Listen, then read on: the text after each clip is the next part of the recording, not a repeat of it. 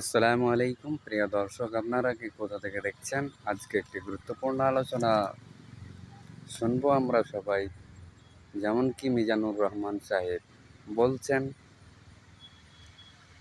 যে সমুদ্রের নিচে জাহান্নাম রয়েছে এবং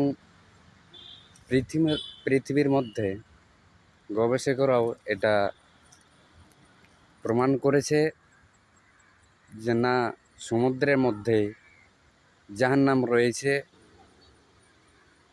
সেটা বাস্তবেই প্রমাণ করছেন গবেষকেরা। এবং 1400 বছর আগেই আল্লাহ পাক রব্বুল ইজ্জত সেটা কোরআন মাজিদের মধ্যে উল্লেখ করেছেন। মিজানুর সাহেব সে কথাগুলো বিস্তারিতভাবে বলছেন, আপনারা একটু শুনে যাবেন। গত কয়েক মাস আগে জাপানে কিছু জিওলজিস্ট, ভূতত্ত্ববিদ, তারা গবেষণা করে পৃথিবীর এক মাথা থেকে আরেক মাথায় যেতে চাচ্ছে, মানে প্রতিপাদ স্থান। বাংলাদেশের এখান থেকে ছিদ্র করলে আপনি দক্ষিণ আমেরিকার চিলির সান্টিয়াগোতে যেয়ে উঠবেন। কথা বুঝতে পেরেছেন? তার মানে বাংলাদেশের প্রতিপাদ স্থান হচ্ছে দক্ষিণ সাউথ আমেরিকার চিলির সান্টিয়াগো।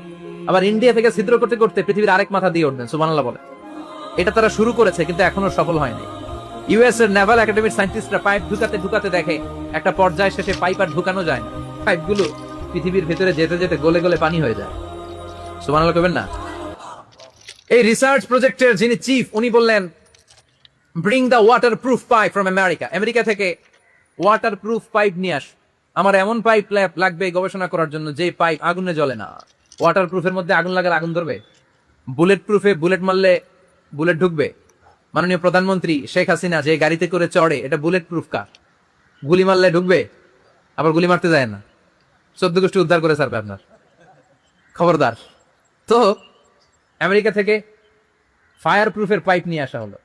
নেভাল একাডেমির চিফ সায়েন্টিস্ট পাইপ ঢুকাতে আরম্ভ করলেন। ঢুকাতে ঢুকাতে পৃথিবীতে কিন্তু অনেকগুলো স্তর আছে।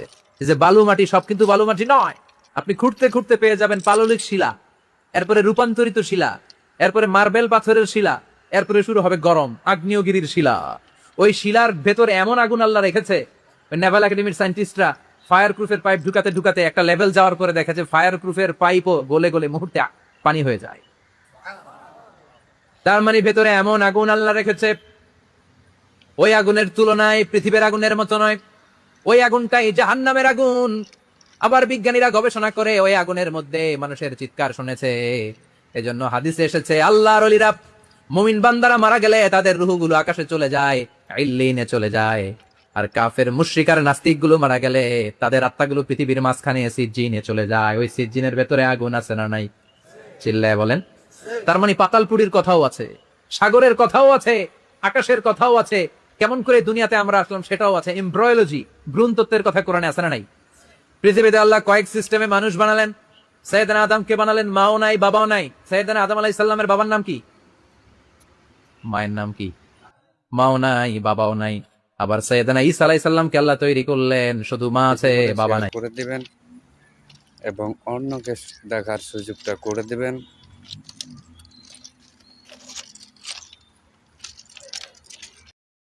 লিয়েন হুক মাইক্রোস্কোপ যন্ত্র দিয়ে তারা বীর্যের মধ্যে, স্পার্ম ড্রপের মধ্যে গবেষণা করে পেয়েছে যে ওখানে কি যেন নড়ে। ওই এক ফোঁটা ড্রপের মধ্যে কি যেন নড়ে। সেখান থেকে ওরা আবিষ্কার করেছে এই স্পার্মের ভেতরে, শুক্রাণুর ভেতরে প্রাণের অস্তিত্ব আছে। এক ফোঁটা স্পার্মে, এক ফোঁটা বীর্যের মধ্যে 20 কোটি যদি শুক্রাণু না থাকে, ওই স্পার্ম থেকে আল্লাহ বেবি দেয় না, সন্তান দেয় না। সুবহানাল্লাহ কোন? এজন্য আল্লাহ বললেন, হাল আতা আলাল ইনসানি হিনুম মিনাদ দাহরি লাম ইয়াকুন শাইআম মাযকুরা। ও মানুষ, কেন এত অহংকার করো? নজর করে তোমার জীবনের শুরুটার দিকে একটু তাকাও। কি ছিলা তুমি? এক ফোঁটা নাপাক পানি, একটা স্পার্ম ড্রপ থেকে এসেছো। ইয়াখরুজু মিন বাইনিস সুলবি ওয়াত তারায়েব। বাবার পৃষ্ঠদেশ থেকে মায়ের গর্ভদেশের মধ্যে তোমাকে নিয়ে গেল কে? সেখান থেকে ফি যুলুমাতিন সালাস, 3টা প্যাকেট দিয়ে মায়ের পেটের মধ্যে তোমাকে প্রিজার্ভ করলো কে? আল্লাহ প্রত্যেকটা স্টেজ কোরআনে বলে দিয়েছেন। ফি যুলুমাতিন সালাস, 3টা অন্ধকার প্রকোষ্ঠে আল্লাহ আমাদেরকে প্রিজার্ভ করেছেন। মায়ের ফুলের একটা প্যাকেট, মায়ের জরায়ুর একটা প্যাকেট, আবার মায়ের পেটের একটা প্যাকেট। ওই প্যাকেটের ভিতরে পৃথিবীর কোন কবিরাজের কবিরাজি কাজে লাগছে? ডাক্তারের ডাক্তারি কোন কবিরাজ আম করে খাওয়াইছে? চিল্লায় বলেন, তিনি কে? এরপর আল্লাহ বললেন ফি যুলুমাতিন সালাস, এটা অন্ধকার ছিল। যেই টেম্পারেচারে রাখলে তুমি সুস্থ থাকবা, যেই টেম্পারেচারে রাখলে তুমি আস্তে আস্তে বড় হতে পারবা, সেখানে আমি রাখলাম। সেখান থেকে আমরা হয়ে গেলাম জিমেট, সেখান থেকে জাইগট, তারপরে ইমব্রয়ো, তারপরে ফেইটাস, ল্যাটার স্টেজ। প্রথমে ছিলাম ইনিশিয়াল স্টেজ, তারপরে ল্যাটার স্টেজ, আমরা বড় হতে লাগলাম। আল্লাহ আমাদেরকে হার্ট দিলেন, সিস্টনিক, ডায়াস্টনিক, অলিন্দ নিলয় শুরু হয়ে গেল। রুহুর ফুৎকার আমাদের হৃদয়ে ভরে দিল কে? আল্লাহ আমাদেরকে স্কেলিটন দিলেন, কঙ্কাল, স্পাইনাল কর্ড দিলেন, আমাদের স্কাল দিলেন, মাথার খুলি দিলেন, লাঞ্চ দিলেন, ফুসফুস দিলেন, গল ব্লাডার দিলেন। যেখানে যেটা ঠিক যেমন ভাবে দেওয়া দরকার মায়ের পেটে থাকতেই সেটা দিয়ে দিয়েছে কে? এরপর 8 মাস আমরা মায়ের পেটে মারে কষ্ট দিলাম। ওই মুহূর্তে আমার মা আমার জন্য যতটা কষ্ট করেছে পৃথিবীর কেউ ওই খবর রাখে না। তোরে কোন ঠিক কিনা?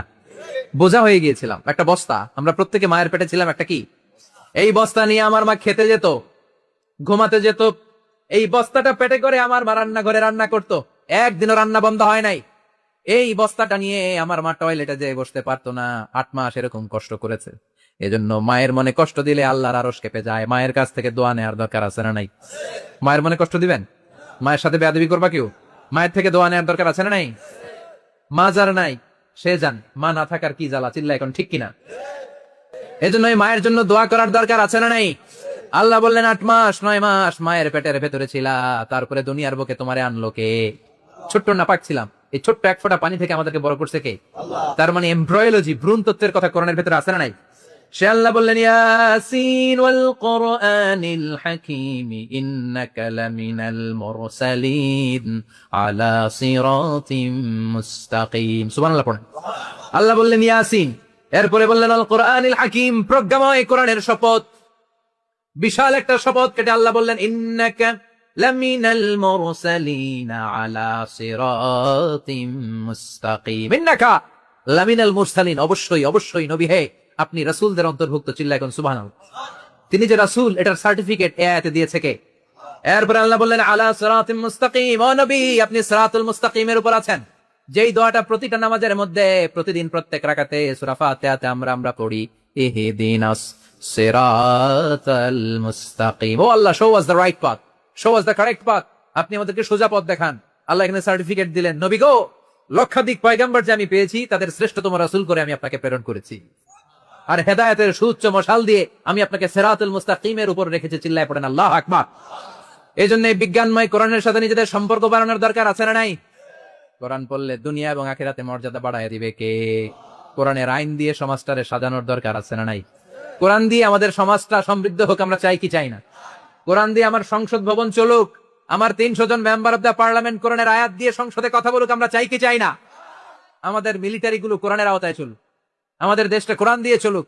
আমার লাল সবুজের পতাকা সংসদ ভবনের এক পাশে, আর কালিমার লা ইলাহা ইল্লাল্লাহর পতাকা আরেক পাশে পতপত করে উড়বে, আমরা চাই কি চাই না?